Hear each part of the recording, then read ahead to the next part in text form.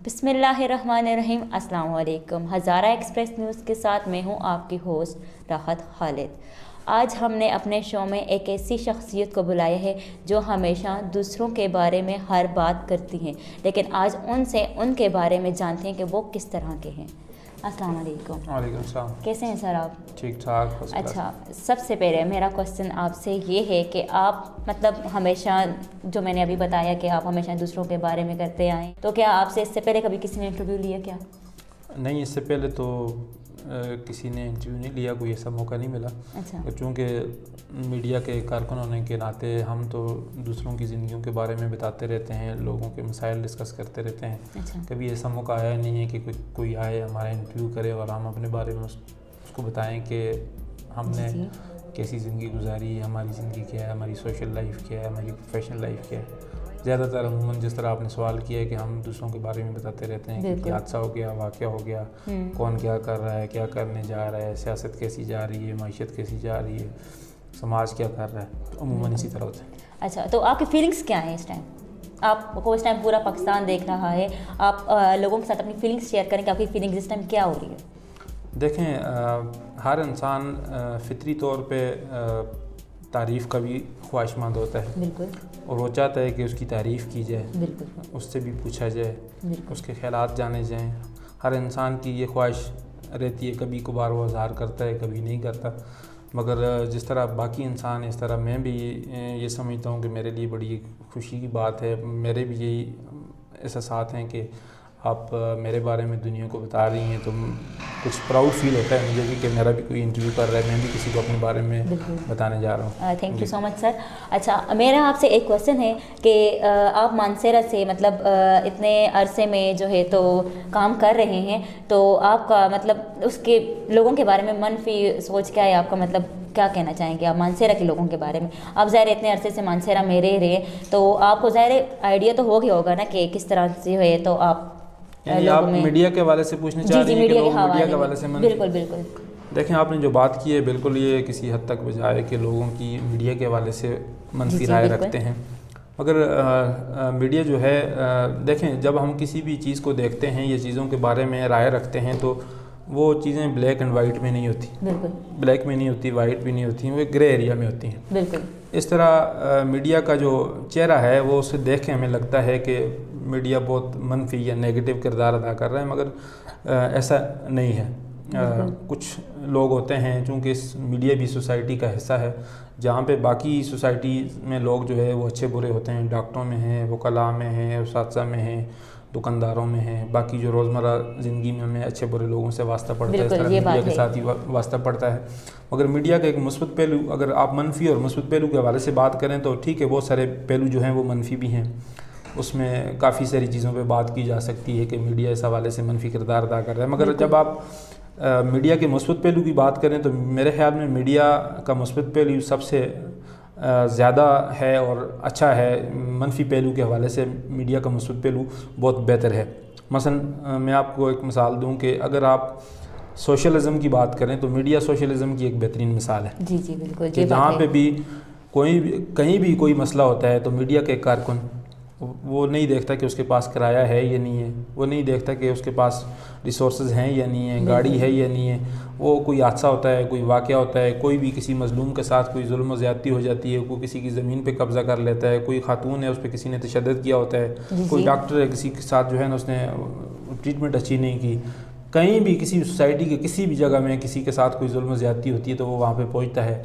वो बग़ैर उससे कोई डिमांड किए उसकी ख़बर लेता है, रिपोर्ट करता है और उठा के जो है अखबारात को भेज देता है, अपने टीवी चैनल को भेज देता है, उस वाक़े को रिपोर्ट करता है। उसकी बनस्बत अगर आप बाकी शोबों में देखें, आप मेडिकल को देख लें, आप अदालतों को देख लें, बाकी शोबों को देख लें, वहाँ पे पैसे के बगैर कोई काम नहीं करता। मगर मीडिया एक वाहिद शोबा है जिसमें लोग देखें, बाकी जो जितने भी प्रोफेशनल शोबे हैं उनमें बाकायदा फ़ीसें मुकर्रर हैं। डॉक्टरों की फ़ीसें हैं, वकला की फ़ीसें हैं, जजेस के जो वकीलों के जो मुंशी हैं वो भी फ़ीसें देते हैं, ठीक है। उस्ताद हैं उनको गवर्नमेंट तनख्वाह देती है। जी जी। बाकी जितने भी सरकारी महकमों के लोग हैं वो तनख्वाह अलग से लेते हैं और काम करने का जो है ना वो रिश्वत अलग से लेते हैं। मगर मीडिया के ऊपर एक फप्ती ये कसी जाती है कि मीडिया जो है वो लिफाफा लेता है, लिफाफा हमेशा उसे ताकतवर देते हैं। मगर यहाँ पे जो ताकतवर है वो भी ये इल्ज़ाम लगाता है कि मीडिया लिफाफा लेता है, हालांकि ये लिफाफे की بات جو ہے یہ لفافہ کی اگر تھوڑی سی ہم اپنی ثقافت کے حوالے سے دیکھا جائے تو ہم شادیوں میں جاتے ہیں، کسی کے جیب میں جو ہے نا ایک لفافہ ڈال دیتے ہیں، دولہا کے جیب میں یا اس کے والد کے جیب میں یا بھائی کے جیب میں، تو یہ ایک اچھا ایک کلچر تھا، اس میں ایک رضاکارانہ طور پہ لوگ دیتے تھے، لفافہ کوئی زبردستی کسی کے اوپر نہیں ڈالتا. تو یہ چیزیں جو ہے ان کو نیگیٹو کر کے پیش کیا گیا. تو اس حوالے سے اگر اوورآل دیکھا جائے تو میڈیا کا بہت مثبت کردار ہے سوسائٹی میں. میں سمجھتا ہوں کہ اگر میڈیا نہ ہو پوری دنیا میں تو جتنے بھی سماج دشمن عناصر ہیں وہ ان لوگوں کو جو ہے اس طرح کی زندگی نہ گزارنے دیں جس طرح یہ لوگ زندگی گزار رہے ہیں. ٹھیک ہے، اس وقت بھی بہت ساری سوسائٹیوں میں میڈیا پہ پابندیاں آئے ہیں، مگر اس کے باوجود بھی میڈیا کو جو آزادی حاصل ہے اس میں رہتے ہوئے وہ اپنا بہت اچھا کردار ادا کر رہے ہیں. بالکل. آپ کی بات کو میں آگے بڑھاتے ہوئے بات کروں گا کہ بات رشوت کی یا لفافے کی نہیں ہے، بات یہ ہے کہ جس سوسائٹی میں ہم رہ رہے ہیں اس سوسائٹی کی ثقافت کیا ہے. یہاں پہ کسی کو غلط کام کے لیے یا اچھے کام کے لیے پیسے آفر کرنا ہے روٹین کی بات ہے. بالکل یہ بات ہے. تو اس پہ آپ کسی بھی سوسائٹی کے کسی ایک سیگمنٹ پہ الزام نہیں لگا سکتے کہ جی فلاں پیسے لے کے غلط کام کرتا ہے یا فلاں غلط کام کر رہا ہے. جہاں پہ پوری اوورآل سوسائٹی خراب ہو تو اس کا فرد ٹھیک نہیں ہو سکتا. بالکل. فرد جب ٹھیک ہوتا ہے تو اس کے بعد سوسائٹی ٹھیک ہوتی ہے، کیونکہ اجتماعیت ہماری تب غلط ہے جب فرد ٹھیک نہیں. تو اس میں اوورآل جو ہے اجتماعی طور پہ ہم اپنے اپنی جگہ میں کسی نہ کسی جگہ میں کوئی غلط کام کر رہے ہوتے ہیں. بالکل. اس میں اگر ہم میڈیا کا کردار دیکھیں تو میڈیا کو ہم باقی اداروں کے ساتھ کمپیئر کر کے دیکھیں. بالکل، کیونکہ میڈیا جو ہے نا چیز کو گہرائی میں جانتا ہے. کوئی انسان جو ہے نا مطلب کوئی بھی شعبہ ہے وہ کبھی بھی کوئی چیز مطلب گہرائی میں جا کے اس طرح نہیں کرتا ہے جیسا ایک میڈیا کرتا ہے. وہ گہرائی میں جا کے چیز کو اسٹڈی کرتا ہے. باقی سارے اداروں کی اپنی ایک ڈومین ہوتی ہے. جیسے ایک ڈاکٹر ہے، اس کے پاس کوئی بندہ آئے گا، رسید لے گا، فیس دے کے اس کی طے شدہ ایک فیس ہوتی ہے. اس کے بعد جو ہے اس نے ہاتھ لگایا، چیک کیا، بالکل اب اس کو وہ بیماری ہے یا نہیں ہے، مگر اس نے ٹیسٹ لکھ کے دے دیا، اس کی ٹیسٹ کی فیس ادا کی، اس کے بعد اس نے دوائی لکھ کے دے دی. وہ ٹھیک ہوتا ہے یا نہیں ہوتا، مگر وہ فیس اپنی وصول کر لیتا ہے. مگر میڈیا کا یہ کام نہیں ہے. میڈیا کے پاس میرے پاس ایک بندہ آیا، وہ کہتا ہے جی میرے گھر پہ فلاں باثر آدمی اس نے قبضہ کر لیا. اب میں یہ نہیں دیکھتا کہ جی یہ بندہ کتنا باثر ہے، اس کے خلاف خبر چلانے کے بعد ہو سکتا ہے مجھے کورٹس میں جو ہے نا وہ لوگ گھسیٹیں، میں کورٹ میں کیس کرنے پڑیں، مجھے دفاع کرنا پڑے اپنا، مجھے تک عزت کا میرے خلاف دعویٰ کریں. مگر میں اس بندے کو بٹھاتا ہوں، اس کی فوٹو لیتا ہوں، اسے ڈیٹیل لیتا ہوں، اپنے اخبارات کو، اپنے ٹی وی چینل اس کی رپورٹ بھیج دیتا ہوں. اور دوسرے دن وہ اخبار میں خبر آتی ہے، ایکشن ہوتا ہے، تھانہ یا پولیس اس پہ FIR کاٹتی ہے.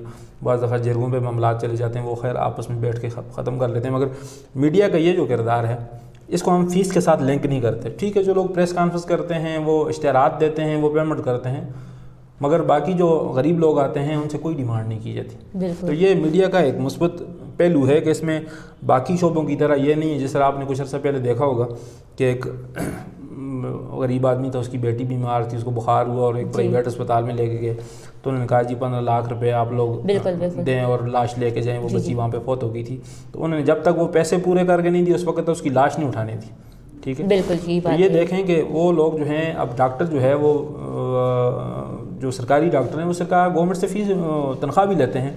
جو پرائیویٹ ہیں وہ بھی لاکھوں میں لے رہے ہیں، بلکہ کروڑوں روپے کما رہے ہیں ماہانہ. آپ دیکھیں ان کے اثاثے دیکھ لیں. مگر دوسری طرف ہم میڈیا کے ورکرز کو دیکھیں تو میڈیا کا ورکر آپ کو سوائے چند جو اینکرز ہیں پرانے جو ہیں ان کو چھوڑ کے باقی سارے غریب لوگ ملیں. بعض تو بیچارے ایسے ہیں جن کے گھر میں جو ہے نا 3 وقت کا جو ہے بچوں کو کھانا نصیب بھی نہیں ہوتا. اب میڈیا کے جتنے لوگ بھی ہیں وہ عموماً اکثریت ان کی غریب ہے. اس کی بنیادی وجہ یہی ہے کہ اس میں ان کو ایک منفی پہلو تو دیکھا جاتا ہے مگر اس کا مثبت پہلو نہیں دیکھا جاتا.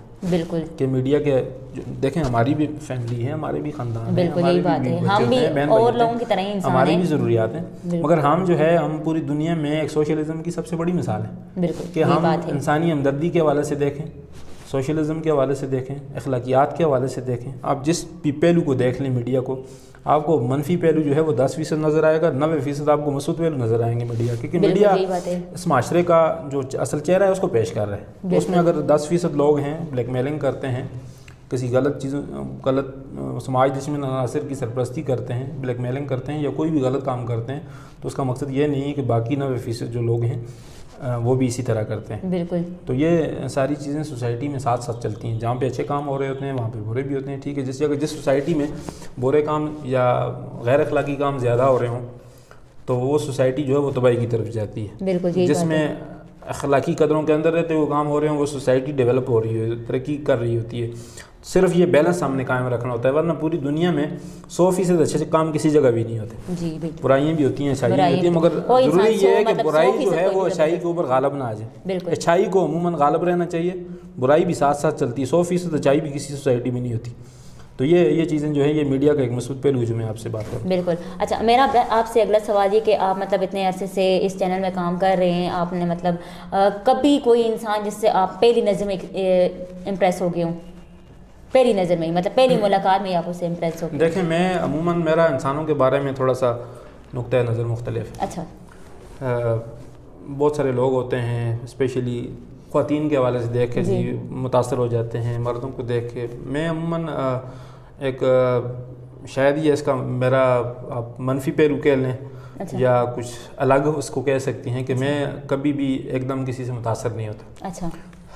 ٹھیک ہے متاثر میں ہوتا ہوں، بہت سارے لوگوں سے متاثر ہوں بھی، ان کو فالو بھی کرتا ہوں، مگر میں لوگوں کے خیالات سے، تصورات سے، ان کی سوچوں سے متاثر ہوتا ہوں. میں کسی کی اس کے چہرے سے کبھی متاثر نہیں ہوا.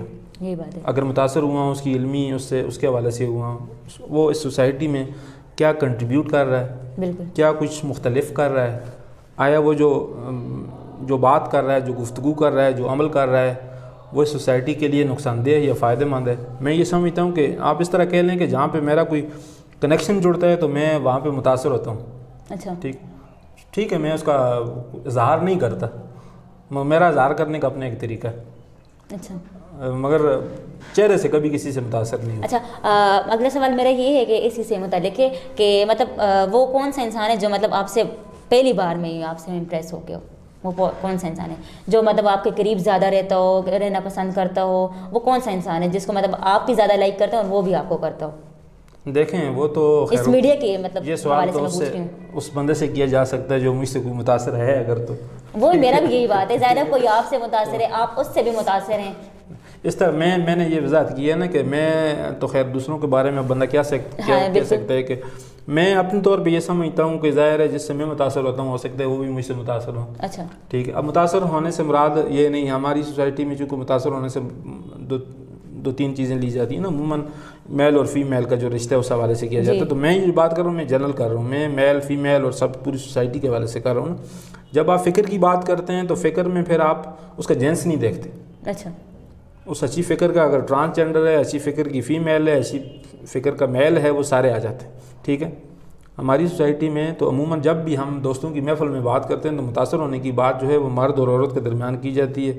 کوئی مرد سے متاثر ہوتا ہوا یا عورت سے متاثر ہوتی ہوئی، یا کوئی مرد جو ہے وہ ٹرانسجنڈر سے متاثر ہوتا ہوا دکھائی نہیں دیتا. مگر میں کہہ رہا ہوں کہ جب آپ فکر کی بات کرتے ہیں تو فکر تو انسانوں کے یہ تین جو جینڈر ہیں، تین جنس ہیں نا، اس کو ہم تھرڈ جینڈر کہتے ہیں یا ٹرانسجنڈر کہتے ہیں، مرد، عورت اور خواجہ سرا. تو فکر تو ان تینوں کی جو ہے نا اچھی بھی ہو سکتی ہے، بری بھی ہو سکتی ہے. تو میری جو متاثر ہونے کا جو وہ پہلو ہے وہ یہ ہے کہ میں نے آپ کو کہا نہ چہرے سے، نہ اس کی جو ظاہری اس کا سٹیٹس ہے، فرض کرتے ہیں اس کے پاس کوئی جائیداد ہے، اس کے پاس کوئی ساسے ہیں، گاڑی ہے یا کوئی اس طرح کی چیزیں، تو اس کو میں نہیں دیکھتا. میں عموماً انسان کی فکر کو دیکھتا ہوں کہ آیا جس بندے سے میں بات کر رہا ہوں یہ میری بات کو بھی پک کر رہا ہے، میری گفتگو کو سمجھ بھی رہا ہے، اس کے اندر ایکسیپٹنس کیا ہے، انڈرسٹینڈنگ اس کی کیا ہے.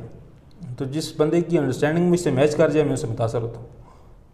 بالکل ٹھیک ہے، صحیح ہے. اچھا میرا آپ سے اگلا سوال یہ کہ آپ مطلب یہاں تک کون سے ہیں، آپ نے آج تک اپنی لائف میں سب سے زیادہ کس کو فالو کیے؟ مطلب ظاہر ہے آپ نے کسی کو فالو کیا، کسی کی سوچ کو پڑھا، آپ کے مائنڈ میں اس کے مطابق اپنی سوچ آئی، تب ہی آپ یہاں تک کس طرح پہنچے. آپ کی کامیابی کے پیچھے کیا کوئی اور بھی تھا؟ دیکھیں میں اگر اپنی تعلیمی حوالے سے اگر آپ بات کر رہی ہیں تو میں نے بہت سارے لوگوں کو فالو کیا ہے. اچھا. میں شروع میں بچپن میں جاوید چودھری کو بہت پڑھتا تھا. اچھا.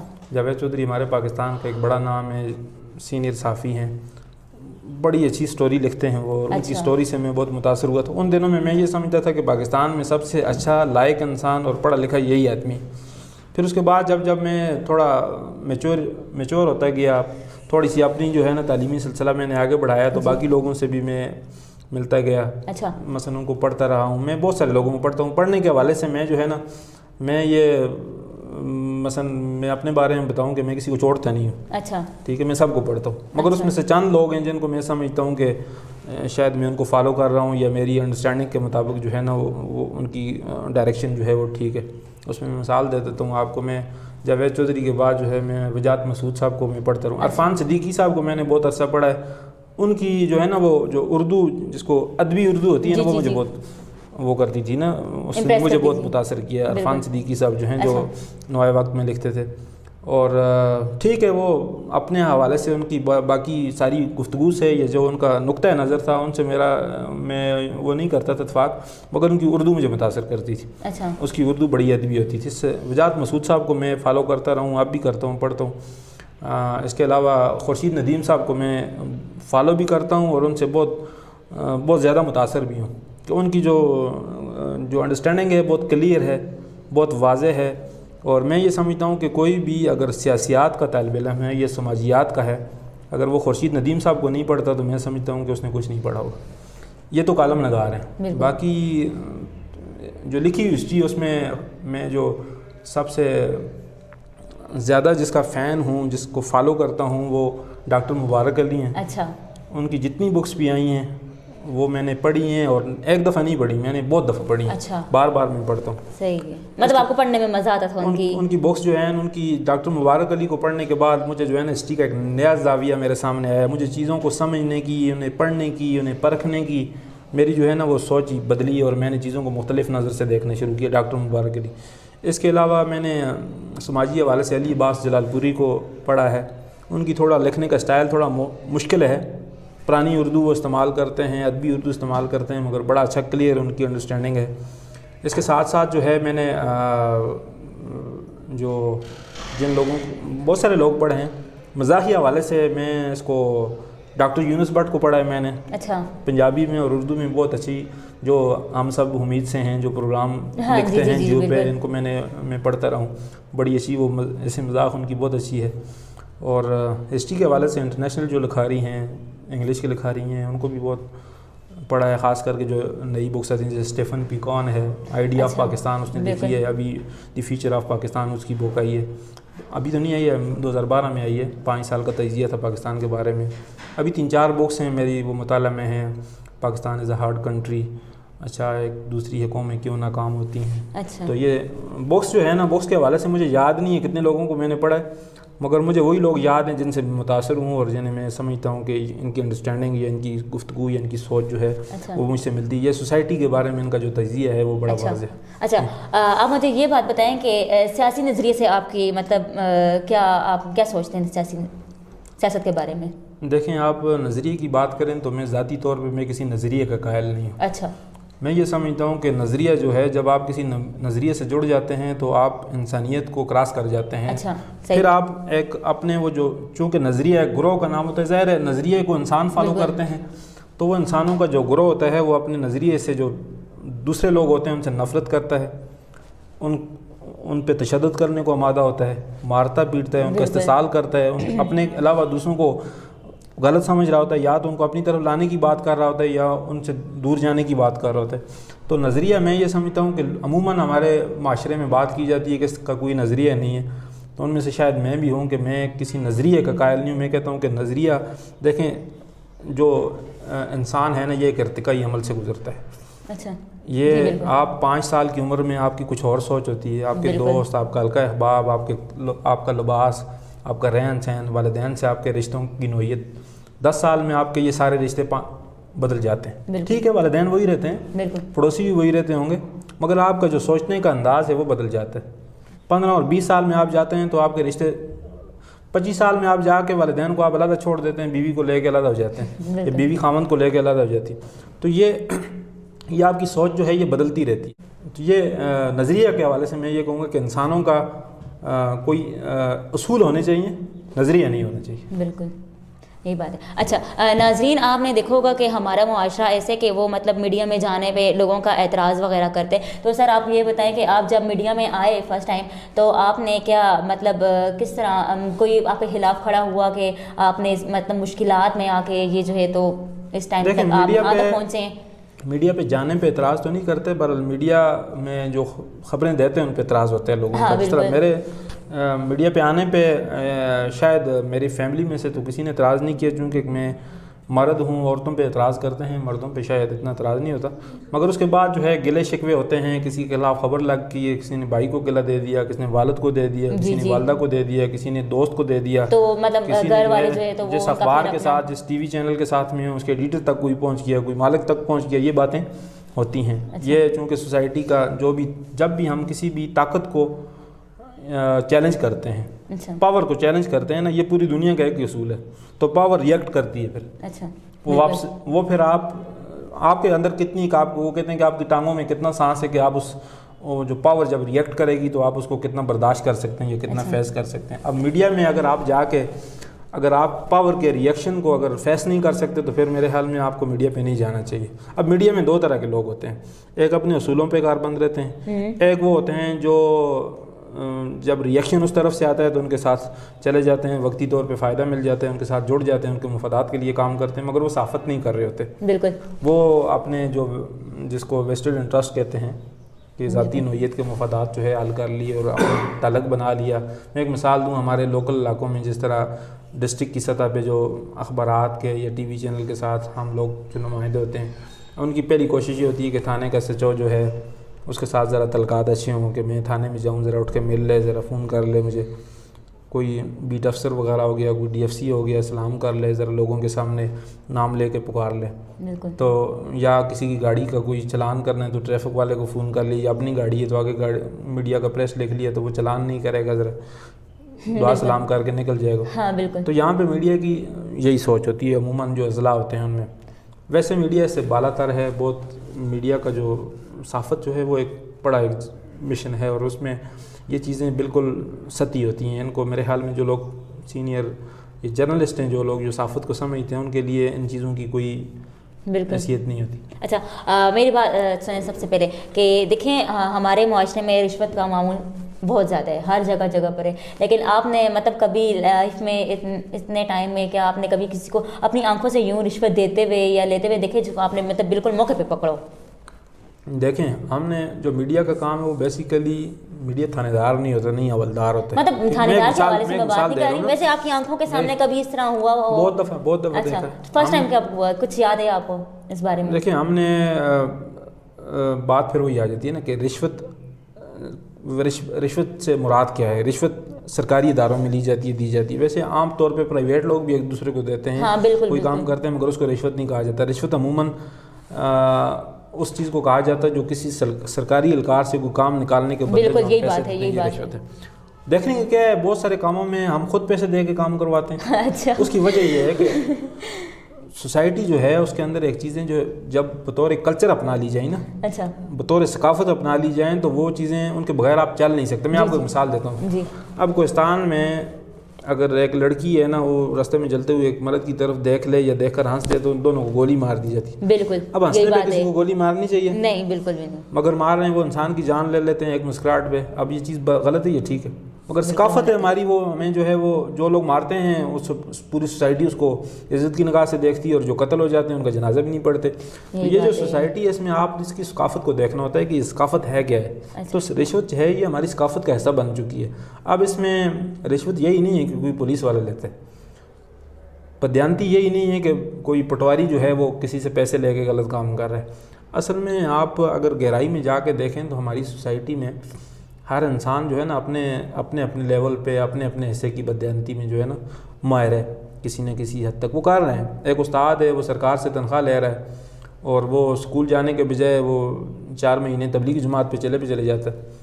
اب پیسے تو اس کو بچوں کو پڑھانے کے لیے دیے ہیں، مگر وہ کہتا ہے، اب سوسائٹی کہتی ہے جی استاد سے نہ مجھ اچھا ہے، بچوں کو بھلے نہ پڑھاوے مگر 4 مہینے لا کے آگے۔ تو یہ چیزیں یہ بھی بددیانتی میں آتی، مگر اس کو تو کوئی برا نہیں کہتا۔ اصل میں چیزوں کے رشوت کے بارے میں یا بددیانتی کے بارے میں یا اس طرح کی چیزوں کے بارے میں ہمارے تصورات ہی جو ہیں وہ ٹھیک نہیں ہیں، ہماری چیزیں کلیئر نہیں ہیں کہ کون سی چیز غلط ہے کون سی چیز ٹھیک ہے۔ تو یہ میرے خیال میں کوئی نئی بات نہیں ہے۔ رشوت لیتے ہوئے دیکھے ہیں، رشوت لینے والوں کے پہ FIR بھی کروائی ہیں ہم نے۔ بالکل، کچھ ایسے مواقع ہیں جہاں پہ زبردستی دے کے کام کروایا، کوئی ایسے مواقع ہیں جہاں پہ لڑ کے FIR بھی کروائی ہے۔ تو یہ مختلف نوعیت ہوتی ہے، مختلف مواقع ہوتے ہیں، ان کو دیکھنا پڑتا ہے۔ کوئی مطلب ایسا دوست آپ کو لائف میں ملے جو ابھی تک ہر مصیبت میں آپ کے ساتھ کھڑو، مطلب کبھی بھی اس نے آپ کو کبھی کسی جگہ پہ اکیلا نہ چھوڑو؟ دیکھیں دوستی کا مطلب یہ تو نہیں ہے کہ بندہ کہ وہ ان کو دوست تو وہی ہوتے ہیں جو مصیبت میں کام آئے نا. دیکھیں ہر انسان کی اپنی مجبوری ہوتی ہیں. میرے اوپر ایک کوئی حادثہ ہوا ہے تو ہو سکتا ہے میرا جو دوست ہے وہ بھی کسی مصیبت میں پھنسا ہوا ہے, مگر میں بیسیکلی میں یار باش قسم کا آدمی ہوں, دوستی رکھنے کا قائل ہوں. اچھا آپ گپ شپی سے اس طرح سے صحیح ٹھیک ہے. 2020 سے میں 2000 سے لے کر 2020 تک یہ 20 سال ہو گئے. مثلا میری جو پروفیشنل لائف کی میں بات کروں تو میری جو اسکول کے لائف کے جو دوست تھے وہ بھی دوست ہیں. مجھے آپ جو ہے نا دوستی کے حوالے سے چپکو کہہ سکتے ہیں کہ ہم کوئی کسی کے ساتھ جوڑ گئے تو چھوڑنا نہیں ہے, جس کو چھوڑ دیا پھر جوڑنا بھی نہیں. بالکل یہی بات ہے, یہ بھی ایک منفی اس کو آپ کہہ لیں. مگر یہ کہ میں عموماً دوستی کا قائل ہوں. دوست ہونے چاہیے. جس بندے کے یار دوست نہیں ہیں, جس کے رشتے نہیں ہیں, جس کے تعلق نہیں ہیں, وہ کوئی انسان نہیں ہے. ٹھیک ہے, آپ کی دوستیاں, آپ کے رشتے, آپ کے تعلق, آپ کا سوشل اثاثہ ہوتے ہیں. آپ کا سوشل جو ہے نا یہ ریسورسز ہیں آپ کے. تو جانوروں سے آپ کو کوئی چیز اگر مختلف کرتی ہے تو وہ آپ کے یہ سوشل ریسورسز ہیں جو آپ کو مختلف کرتے ہیں. ایک اس کی ریوڑ کی شکل میں جانور بھی رہتے ہیں, بالکل یہ بات ہے, نیچرلی ان کے اندر ہے. مگر انسان کی انسان کے جو رشتے ہوتے ہیں, یہ دوستی اصل میں بیسیکلی یہ ایک بڑا خوبصورت لفظ ہے اور خوبصورت رشتہ ہے. اس کو ہم غلط اس میں دیکھتے ہیں کہ اب کوئی لڑکی اگر کہہ دے اپنے والدین کو کہ فلاں میرا دوست. اب کراچی میں لڑکیاں جو ہے وہ کہتی ہیں میرا یہ دوست آیا ہوا ہے, وہاں پہ کوئی برا نہیں مناتا, مگر ہمارے علاقے میں کہہ دے کہ میرا دوست ہے اس کو گولی مار دے. تو یہ ہے کہ یہ چونکہ الفاظ کو جو مفہوم ہے ان کے اوپر بھی اجارہ داری ہے کہ کہاں راولپنڈی میں جو لفظ میں بول رہا ہوں اس کو لوگ کس معنوں میں لیں گے, کوستان میں جو بول رہا ہوں وہ کس معنوں میں لیا جائے گا, بلوچستان میں جو بول رہا ہوں کس معنوں میں, مطلب الگ الگ لوگوں کی اپنی اپنی سوچ وہ ہوتی ہے. اس لیے دوستی جو ہے نا, دوستی کے پاکستان میں 1000 رنگ ہیں. کراچی میں جو دوستی ہے وہ یہاں پہ دشمنی ہے. ظاہر ہے دوستی کی وجہ سے کوئی نہیں مارتا, دشمنی کی وجہ سے مارتے ہیں. بالکل. تو جو آپ کا اسلام آباد میں جو رشتہ خوبصورت ہے وہ یہاں پہ بدصورت ہے. بالکل. تو یہ جو رشتوں کا جو تعلق ہے جو یہ مختلف جگہوں میں یہ اس کی نوعیت بھی مختلف ہے نا, کہ آپ کا فیملی بیک گراؤنڈ, آپ کا قبائلی بیک گراؤنڈ, یہ سارا جو پس منظر ہے آپ کا یہ ویری کرتا ہے نا کہ سوسائٹی آپ کو جو رشتہ آپ نے اپنایا ہوا ہے اس رشتے کو اس علاقے میں, اس قبائل میں, اس خاندان میں کس نظر سے دیکھا جاتا ہے. اچھا آپ کا مطلب بچپن کیسا گزرے, اچھا گزرا, کہاں پہ گزرا, کیسے گزرا؟ دیکھیں بچپن تو ہر کسی کا خوبصورت ہوتا ہے. ٹھیک ہے, اس میں مسائل بھی ہوتے ہیں, پریشانیاں بھی ہوتی ہیں, مشکلات بھی ہوتی ہیں, مصیبتیں بھی ہوتی ہیں, مگر بچپن کو ویسے ماضی کو ویسے ہم اس لیے خوبصورت کہتے ہیں کہ ماضی گزر چکا ہوتا ہے نا. عموماً ماضی جو ہے وہ مشکلات سے گزرتا ہے انسان کا, مگر ماضی جو ہے اس لیے خوبصورت ہوتا ہے کہ اس میں بندے کے اوپر ذمہ داریاں نہیں ہوتی ہیں. بندہ اپنی زندگی میں اپنی لائف میں مگن رہتا ہے, اس کو کوئی ذمہ داری کا احساس نہیں ہوتا, کچھ گلے شکوے, کچھ پریشانیاں, کچھ خوف خطرات نہیں ہوتے.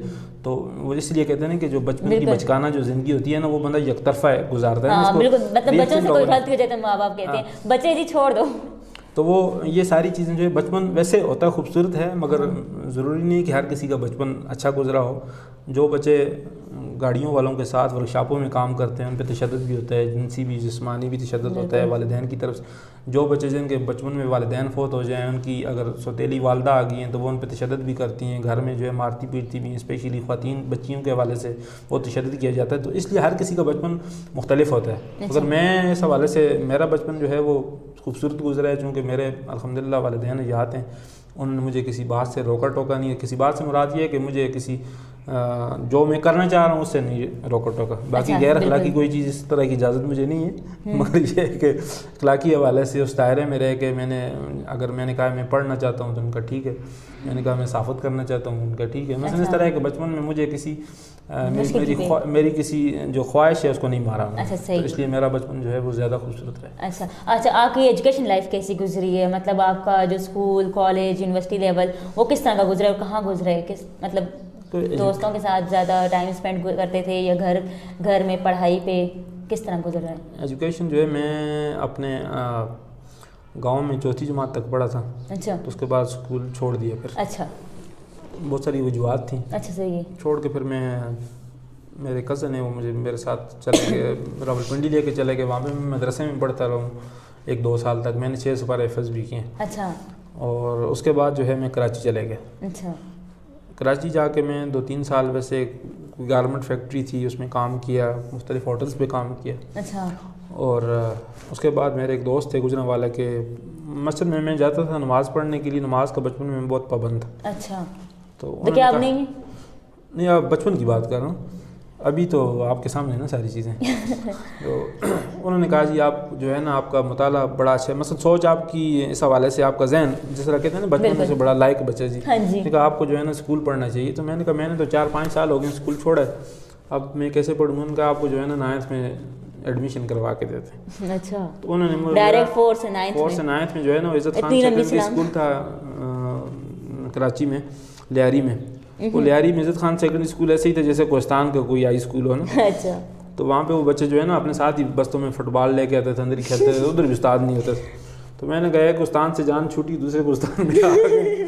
تو وہاں پہ خیر میں نے ساتھ وقاری صاحب جو ہے انہوں نے رہنمائی کی, انگلش لینگویج کے کورس میں میرے ساتھ لے گئے. تو وہاں پہ میں لیاری میں کراچی سے مثلا مانسیرا سے گیا ہوا, 4تھی جماعت پڑھ کے 9th میں داخل ہونے کے باوجود لیاری والے بچوں سے لائق تھا. تو یہ مجھے حوصلہ ملا کہ کراچی میں آ کے بھی ایسے لوگ ہیں تو اس کا مطلب ہمیں اتنی تعلیمی حوالے سے اتنی بری حالت نہیں ہے. تو وہ ایک مجھے انسپائریشن ملی. اور اس کے بعد جو ہے پھر تعلیمی سلسلہ اس طرح میں کالج یونیورسٹیوں میں باقاعدہ تو نہیں پڑھا, پرائیویٹ طور پہ میں نے پڑھا. بہرحال میری زیادہ جو لائف ہے وہ فارمل سے زیادہ ایجوکیشن جو میری ہے وہ فارمل سے زیادہ جو ہے انفارمل ایجوکیشن ہے. انفارمل سے مراد جو ہے کہ جو میں نے معاشرے سے, سوسائٹی سے, دوستوں سے, کتابوں سے, ان سے سیکھی ہے. اچھا. تو بچپن میں مطلب ہر کوئی ایسی مطلب بچگانہ حرکتیں کرتے رہتے, کبھی کوئی گھنٹیاں توڑ کے بھاگ جاتے ہیں, کبھی اس طرح کی مطلب ہوتی رہتی ہیں نا, سارے دوست آپس میں مل کے ایسی حرکتیں کرتے رہتے ہیں بچپن میں, ظاہر ہے. ہاں یہ تو بہت بالکل. تو آپ کا کوئی ایسا مطلب واقعہ جو مطلب آپ کو ابھی تک بہت زبردست لگتا ہو کہ ہاں واقعی ہم لوگوں نے بچپن میں یہ والی شرارت کی ہے جو مجھے آج تک کبھی بھولتی نہیں ہے. کبھی آپ دوستوں کے ساتھ مل کے بیٹھے ہو, آپ بولے ہاں ہم لوگوں نے بچپن میں یہ سب کچھ کیا تھا, ابھی تک کبھی نہیں بھولے, کوئی ایسا واقعہ؟ تو بہت کرتے رہے ہیں. آپ کس شرارت کا نام لیں, مگر یہ کہ ہم کراچی میں جب میں گیا تو وہاں پہ جب اس طرح اسکول میں 9th میں داخلہ لیا تو اس کے ساتھ جو ہے انگلش لینگویج کا کورس وقاری صاحب کرتے تھے, مجھے بھی ساتھ لے گئے. تو میں نے کہا ہم نے تو گاؤں میں ABC بھی نہیں پڑھی ہوئی. تو خیر انہوں نے داخلہ ساتھ دلا دیا. وہ اپنے ساتھ لے کے جاتے تھے جس طرح سنگ اینجل. جی. تو وہاں پہ کراچی اصل میں مخلوط ایجوکیشن تھی, لڑکیوں اور لڑکے ساتھ پڑھتے تھے جو انگلش لینگویج کا کورس ہوتا تھا. وہاں پہ ہم بہت زیادہ شرارتیں کرتے تھے. وہاں پہ ایک لڑکی تھی وانیہ عباس اس کا نام تھا, اس کا جسم بھی بڑا ہیوی اور ایلکشی سے تعلق تھا, اس کا رنگ بھی تھوڑا کالا سا, ڈراونی سی. تو وہ اس کو لڑکے زیادہ چھیڑتے رہتے تھے. سوچیں ابھی وہ آپ کو دیکھ رہی ہو تو وہ تو بولے کہ ٹی وی کے اندر گھس کے. وہ جو ہے وہ بڑی تھی, خیر ہمارے سے ہم تو چھوٹے تھے. اچھا. تو ایک دن جیسے ہی ہماری وہ 1 گھنٹے کی کلاس ہوتی تھی, اس میں 5 منٹ سر لیٹ آتا تھا, اور پہلے مثلا 5 منٹ پہ کلاس شروع ہوتی تھی تو 55 منٹ پہ جو ہے نا چھٹی ہو جاتی تھی. 5 منٹ ہمیں دیتے تھے کہ آپ باہر بالکونی میں بیٹھ کے اور ایک دوسرے کے ساتھ انگریزی میں گفتگو کریں نا. اچھا. تو وہاں پہ کولر رکھا ہوا تھا, تو پانی کا ٹیبل پہ نا, تو سارے وہ گرمی کے دن ہوتے تھے تو ہم سارے جا کے جس طرح وہ بیڑ بکریاں اکٹھے نہیں ہو جاتی پانی پہ, تو وہاں پہ سارے لڑکیاں بھی اور لڑکے بھی اکٹھے ہو جاتے تھے. اس دن کسی نے کیا کہ وہ ٹیبل جو تھا وہ کلاس میں کوئی بچے زیادہ ہو گئے تو اٹھا کے لے کے تو کولر نیچے رکھ دیا نا. اچھا. تو وہ لڑکیاں آئیں تو ان دنوں میں کراچی میں یہ جو 20 نمبر بس اور اس طرح کی وہ بسوں کے نمبر ہیں نا, اس میں 2.5 روپے کرایہ ہوتا تھا نا, اس کے پاس کھلی چینج ہوتی تھی نا, وہ رکھی ہوتی تھی ان کے پاس. تو وہ نیچے ٹیبل سے کولر جو ہے پانی کا نیچے فرش پہ رکھا ہوا تھا, وہ پانی بھرنے کے لیے نیچے ہی تو اس کے کہیں چوانیاں ٹھانیاں ڈلی ہوئی تھی, وہ نیچے گر گئی نا. ایک دفعہ اس نے اٹھائی ہیں, اس کو اٹھانے کے لیے جب نیچے ہوئی تو پیچھے سے 3-4 اور گری, وہ اٹھائیں تو پھر گری. تو ہم دوست ساتھ بیٹھے ہوئے تھے, میرا ایک دوست تھا کراچی کا, سجاد نام تھا. تو میں نے اس پہ آواز کسی نا, میں نے کہا کون سے چوک میں بیٹھتے ہو بھائی, چوانی اٹھانی زیادہ تر مانگنے والوں کے پاس ہوتی ہے. تو اس لڑکی نے اٹھ کے اس کو منہ پہ بارہ دیا, پیچھے ہٹ گیا, مجھے پتا تھا شرارتیں میں بہت کر رہا ہوں. ابھی آپ کو سمجھ آ گئی کہ ہاں اگلی باری میری آنے والی سے پہلے میں بھاگ جاؤں. اس نے میری طرف اشارہ کیا, اس نے کہا یہ تو شریف آدمی ہے. اس سے مجھے پتہ لگا کہ شریف ہونا جو ہے, شریف ہونے کے بجائے جو ہے شریف دیکھنا بڑا ضروری ہوتا ہے نا. اچھا ناظرین, اگر آپ کو مطلب اس طرح کی کوئی شرارت وغیرہ اگر یاد آتی تو آپ ہمیں پلیز کمنٹ میں لکھ کے بتائیے گا.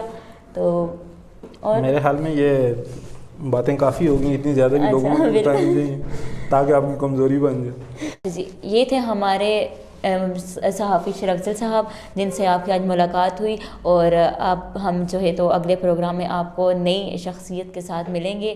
اس کے ساتھ اوکے, اللہ حافظ.